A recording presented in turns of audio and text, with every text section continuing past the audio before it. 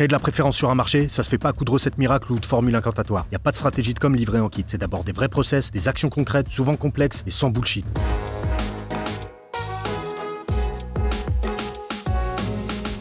Chez nous, l'élément le plus important d'une bonne stratégie de com, c'est la marque. On rencontre tous les jours des boîtes qui négligent vraiment cet aspect. Elles viennent nous voir pour une refonte de leur site internet ou des campagnes publicitaires, alors que l'urgence pour elles, c'est de travailler en profondeur leur branding. La première mission d'une bonne agence de com, ça doit être ça, renforcer ta marque. Et malheureusement, là-dedans, t'as généralement deux écoles. D'un côté, t'as les agences pour qui une bonne marque, c'est juste un bon logo et un bel univers graphique. Elles, c'est les pires, faut les fuir. Et de l'autre côté, t'as toutes les agences qui, depuis 50 ans, ont développé toute une complexité barbante autour de la création de marque. T'es une start-up ou une petite PME locale, mais on va te parler de la nécessité de créer une plateforme de marque qui définit tes valeurs, ton ambition, ta mission, ta vision, ta vocation, ta raison d'être, toute une terminologie carrément obscure, où personne n'est d'accord pour donner à ces termes les mêmes définitions. Un concentré de bullshit qui la plupart des boîtes ne sert absolument à rien. Dans la majeure partie des cas, la plateforme de marque, elle ne crée aucune valeur et elle finit perdue au fin fond d'un tiroir. Alors pour nous, ça consiste en quoi créer une marque? Créer une bonne marque, c'est simplement l'art de créer de la préférence dans un environnement concurrentiel. Et quand t'es une PME ou que tu viens de créer ton entreprise, ce travail il peut se faire juste en 3 étapes. Premièrement, tu vas définir ta promesse. Contre quoi tu te bats et pourquoi tu te bats. Dit autrement, quel problème tu résous sur le marché et quel désir tu comptes chez ta cible. Réponds à cette question et t'as ta promesse de marque. Red Bull donne des ailes. Tu vois le genre, on te dit fini les coups de barre, bonjour les regains d'énergie. Ça c'est une promesse. Deuxièmement, tu vas définir tes éléments de justification de ta promesse. C'est quoi tes preuves? C'est quoi tes armes pour mener le combat que tu prétends mener? Red Bull, boisson énergisante, contient de la taurine, de la caféine, blablabla. Et enfin, tu vas définir ton style. Et c'est seulement là que tu vas commencer à réfléchir à ton logo, ton univers graphique et tout ce qui va avec. Est-ce que tu tutoies ta cible ou tu la vouvoies? Est-ce que tu incarnes ta marque ou pas? Est-ce que t'es plutôt photo ou illustration? Tu reprends l'exemple de Red Bull, c'est un ton un peu déjanté, un style illustration cartoon, un univers inspiré d'exploits extrêmes, tout ça.